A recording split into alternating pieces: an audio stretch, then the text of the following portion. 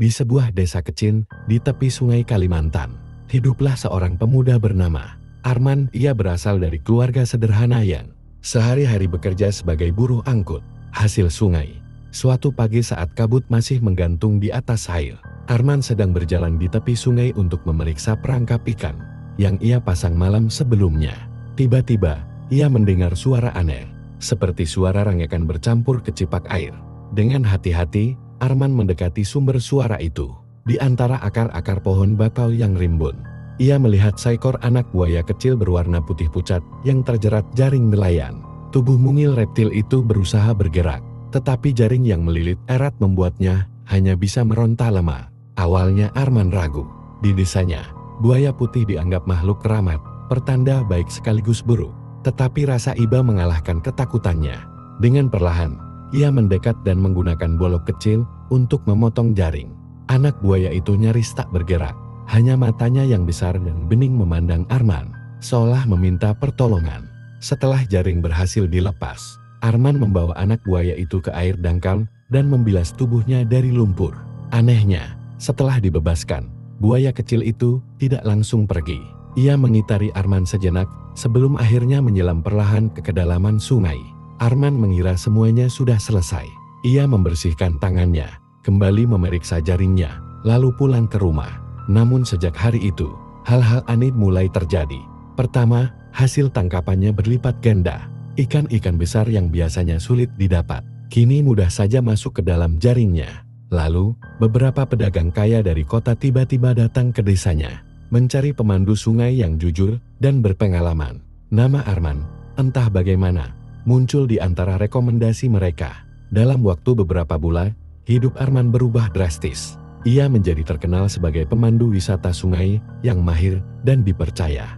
Ia bahkan bisa membeli perahu motor baru dan memperbaiki rumah keluarganya yang sudah hampir roboh. Orang-orang di desa mulai berbisik bahwa ini semua adalah berkah dari buaya putih. Namun perubahan itu belum seberapa dibandingkan dengan apa yang terjadi suatu malam. Saat bulan purnama menggantung penuh di langit, Arman bermimpi didatangi sosok aneh. Dalam mimpinya, seorang lelaki tua berkulit bersisik putih duduk di atas batu besar di tengah sungai, memanggilnya dengan suara berat dan dalam. "Arman, hutang budimu belum lunas. Masih ada jalan panjang menantimu," kata lelaki tua itu. Arman terbangun dengan jantung berdebar. Ia merasa mimpinya itu bukan sekadar bunga tidur. Keesokan harinya, ia memutuskan untuk kembali ke tempat di mana ia menyelamatkan anak buaya itu. Di sana, ia menemukan sesuatu yang mengubah jalan hidupnya sekali lagi. Di tempat itu, di bawah pohon bakau tua yang akarnya menancap kuat ke tanah berlumpur, Arman melihat sesuatu yang tak pernah ada sebelumnya. Ada sebuah batu besar di tengah sungai kecil, dan di atas batu itu tergeletak sebuah benda berkilau, setengah tertutup lumpur. Dengan hati-hati, Arman mendekat, menginjak air setinggi lutut sambil melawan arus kecil yang mengalir. Saat ia bersihkan lumpurnya, ternyata itu adalah sebuah gelang emas tua. Ukirannya berbentuk naga kecil melilit erat. Anehnya, gelang itu terasa hangat di tangannya, seolah hidup. Arman ragu, tapi ia teringat pada mimpinya semalam, pada lelaki tua bersisik putih yang bicara tentang jalan panjang. Dengan napas berat, Arman memasukkan gelang itu ke dalam sakunya. Sejak saat itu, kejadian-kejadian aneh mulai berdatangan. Malam-malam Arman dihantui suara-suara yang memanggil dari sungai. Kadang ia melihat kilatan putih melintas di antara kabut. Bayangan buaya kecil mengawasinya dari kejauhan. Namun anehnya, tidak ada rasa takut. Malah ada dorongan kuat dalam dirinya untuk mengikuti panggilan-panggilan itu. Suatu malam, ketika kabut begitu tebal hingga sulit melihat apapun, Arman mengikuti suara tersebut. Ia menaiki perahunya seorang diri, membiarkan arus membawanya jauh dari desa. Jam demi jam berlalu sampai akhirnya ia sampai di sebuah bagian sungai yang belum pernah ia lihat sebelumnya. Di sana, air berputar pelan membentuk pusaran kecil, dan di tengah pusaran itu muncul sesosok perempuan tua berpakaian putih. Kulitnya berkilau seperti perak. "Arman," katanya lembut, "kau telah menyentuh bagian dunia yang tidak banyak orang tahu. Gelang itu bukan milikmu semata, itu adalah kunci. Kau terpilih untuk menjaga jembatan antara manusia dan penghuni sungai." Arman ingin bertanya banyak hal, tetapi mulutnya terasa keluh. Ia hanya bisa mendengarkan saat perempuan itu melanjutkan. Ada masa di mana manusia lupa menghormati sungai ini. Mereka rakus, merusaknya tanpa ampun. Tapi kau, dengan satu tindakan kecil penuh belas kasih, telah membuka jalan yang tertutup. Sekarang, pilihlah kembali ke hidup lamamu, atau jalani takdirmu sebagai penjaga. Sungai berputar lebih cepat, suara air bergemuruh, gelang di sakunya berdenyut panas. Arman tahu, jika ia memilih jalan biasa, ia bisa hidup nyaman, kaya, dan tenang. Tapi ada bagian dari dirinya yang tahu, ia tak akan pernah benar-benar damai jika berpaling dari panggilan itu.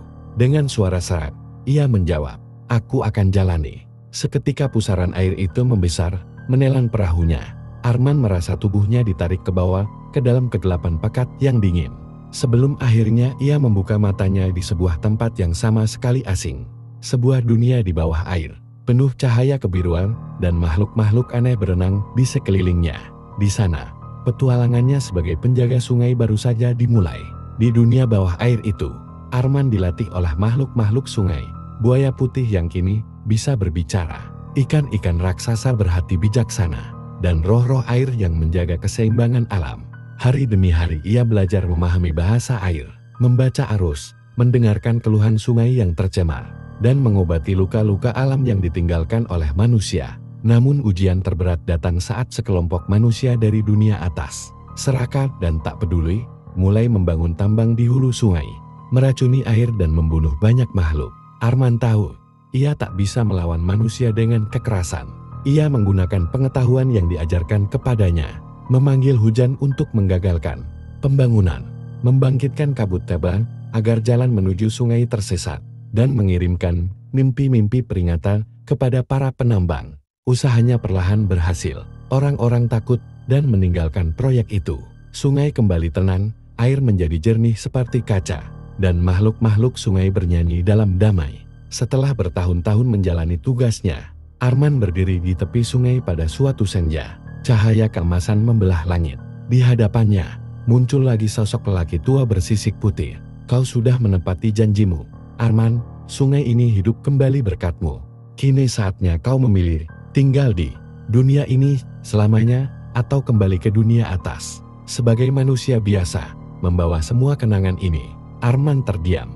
Ia menatap sungai yang mengalir lembut, mendengar bisikan angin yang membawa aroma tanah basah. Dengan senyum kecil, ia mengangguk. "Aku ingin kembali, tapi aku akan selalu menjaga sungai ini dengan caraku." Dalam sekejap, cahaya putih menyelimutinya. Ketika Arman membuka mata, ia sudah kembali ke desa. Tak ada yang berubah, tapi juga semuanya terasa berbeda. Ia bukan lagi pemuda biasa. Ia adalah penjaga yang tak terlihat, yang tahu bahwa sungai bukan sekadar aliran air, melainkan nadi kehidupan. Dan di malam-malam tertentu, jika kau berjalan di tepi sungai itu, kadang kau akan melihat bayangan putih kecil berenang di kejauhan. Mungkin itu adalah anak buaya putih, atau mungkin Arman yang masih menjaga sungai dalam wujud yang tak lagi bisa dilihat manusia biasa.